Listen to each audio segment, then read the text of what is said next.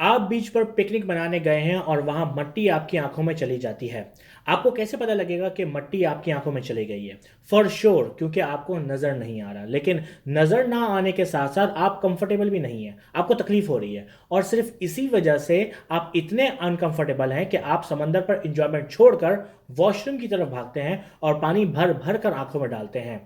और इतना पानी डालते हैं कि जब तक मट्टी आपकी आंखों से साफ नहीं हो जाती। लेकिन आपको कैसे पता लगा कि मट्टी आंखों से साफ हो गई है? क्योंकि अब आपको तकलीफ नहीं हो रही या कम हो रही है। जरा सोचें, ये बहुत ही कमाल की बात है जिसको हम एज ग्रांटेड लेते हैं।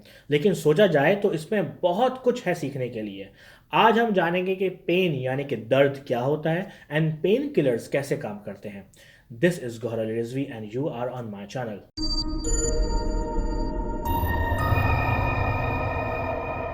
मर्द को कभी दर्द नहीं होता का डायलॉग हमने बहुत सुना है। ऐसे बहुत से लोग होते हैं जिनको दर्द नहीं होता। सुनने में तो ये बहुत अच्छा लगता है, लेकिन ये एक हेल्दी बॉडी के लिए सही बिल्कुल भी नहीं है। सोचें जरा, अगर आपको दर्द ही महसूस ना हो तो हो सकता है कि आपके चोट लगे और आपको पता भी ना चले कि आप जख्मी हैं, जिससे मामला और ख़राब होने के चांसेस होते हैं। मिसाल के तौर पर खेल के दौरान आपकी टांग में हॉकी स्टिक लग जाती है, जिससे अंदरूनी सीरियस चोट लग जाती है। बज़ाहिर तो आपको कुछ नज़र नहीं आएगा, लेकिन वो दर्द ही वाहिद चीज़ होती है जिससे आपको पता लगेगा कि आपको कितनी चोट लगी है। क्या आपको हॉस्पिटल लेकर जाया जाए या आप कंटिन्यू कर सकते हैं? मान लीजिए कि आपको दर्द ना हो और वो चोट सीरियस हो, तो आप उस इंटरनल इंजरी को और ख़राब कर देंगे, जिससे और भी ज़्यादा नुकसान होगा। आपके जिस्म का प्राइमरी काम होता है कि आपको किसी भी तरह जिंदा रखे। अगर जिस्म में कुछ खराबी हो तो उसे दूर करें। इसलिए जिस्म अपने अंदर बहुत सारे सिस्टम रखता है और दर्द उसमें से एक है। दर्द कोई बीमारी नहीं है, बल्कि दर्द जिस्म अपने अंदर एज सिग्नल के तौर पर इस्तेमाल करता है। जब भी कोई चोट लगती है तो जिस्म जानबूझकर आपको तकलीफ देता है, ताकि आपको अंदाजा करवाए कि आप उस चोट का कुछ करें या एटलीस्ट डॉक्टर के पास जाएं। तो मेनली जिस्म दर्द को एज सिग्नल के तौर पर इस्तेमाल करता है कि आपको बताए कि बीच पर घूमने से ज्यादा जरूरी है कि वॉशरूम जाकर आंखों में पानी डालें, जैसा कि मैंने वीडियो के शुरू में बताया। जिस्म पूरी बॉडी में से दर्द कैसे महसूस करता है? हमारे पूरे जिस्म में तकरीबन हर कोने में ही एक अलार्म सिस्टम होता है, जिसका मैंने अपनी पुरानी वीडियो में भी जिक्र किया है कि कैसे जिस्म की फौज बैक्टीरिया या वायरस से लड़ती है। Link in the description.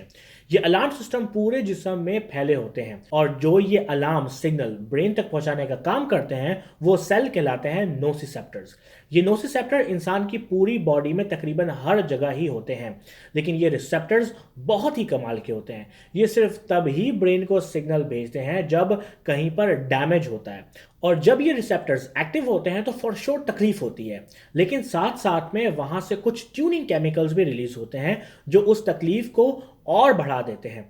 कभी नोटिस किया है कि चोट लगने की बाद अगर उस जगह पर फूंक भी दी जाए तो भी तकलीफ होती है? वो इन्हीं ट्यूनिंग केमिकल्स की वजह से होती है। मान लीजिए कि आपको चोट लगी और आपको तकलीफ हो रही है और आप डॉक्टर के पास जाते हैं और डॉक्टर आपकी मरहम पट्टी कर देता है। आइडियली तो सिर्फ इसी मरहम पट्टी से आपको सही हो जाना चाहिए, लेकिन चोट की तकलीफ आपको परेशान रखेगी तो डॉक्टर यूजली आपकी मरहम पट्टी के साथ साथ आपको कुछ पेन किलर्स भी दे देते हैं ताकि आपको तकलीफ फील ही ना हो। यूजली एस्पिरिन या आइबुप्रोफेन आपको दी जाती है। ये मेडिसिन इन ट्यूनिंग केमिकल्स को अपना काम करने से रोक देती है। थोड़ा सा टेक्निकली समझा देता हूं। जैसे मैंने बताया कि जब हमारी बॉडी के सेल्स डैमेज होते हैं तो वो एक केमिकल सिक्रीट करते हैं जिसको एराकिडोनिक एसिड कहते हैं।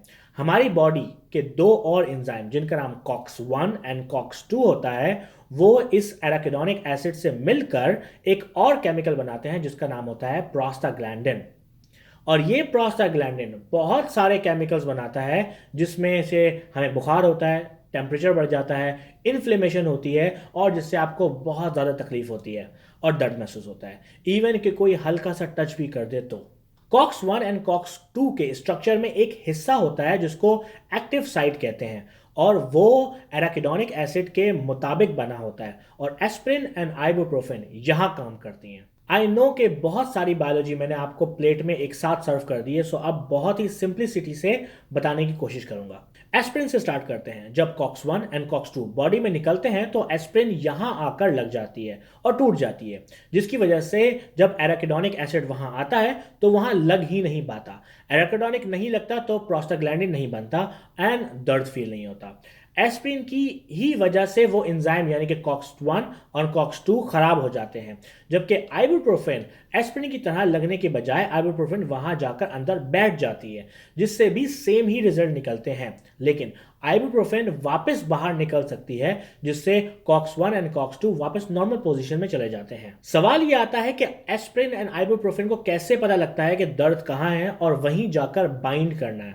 तो इसका जवाब है कि एस्प्रिन एंड आइबुप्रोफेन दोनों को ही नहीं पता होता कि दर्द कहां है। वो तो बॉडी में जहां जहां कॉक्स 1 एंड कॉक्स 2 मिलती है उससे जाके चिपक जाती है। न्यू स्टडीज ये बताती हैं कि एक ही शख्स को अलग अलग औकात में अलग अलग दर्द महसूस होता है। औकात का मतलब दिन के वक्त नहीं, बल्कि इंसानी जिस्म को कितना दर्द महसूस होता है ये डिपेंड करता है कि आप दर्द वाली जगह को अटेंशन दे रहे हैं या नहीं। आपको कितना दर्द होगा इस बात पर भी डिपेंड करता है कि आपका मूड अच्छा है या नहीं। इस फील्ड में बहुत ज़्यादा रिसर्च की ज़रूरत है, और अगर आप बायोलॉजी में इंटरेस्टेड हैं तो here I give you something to research on. And that's it. Hope कि आपको ये मेरी वीडियो पसंद आई हो। प्लीज़ लेट मी नो कि आपको मेरी वीडियो कैसी लगी। फेसबुक पर मुझे लाइक करें। अगर आप मेरी पर्सनल लाइफ को फॉलो करना चाहते हैं तो इंस्टाग्राम पर मुझे फॉलो करें gaur.rizvi। यूट्यूब पर मुझे ज़रूर फॉलो करें www.youtube.com/mychannelvideo, and I will see you in the next video.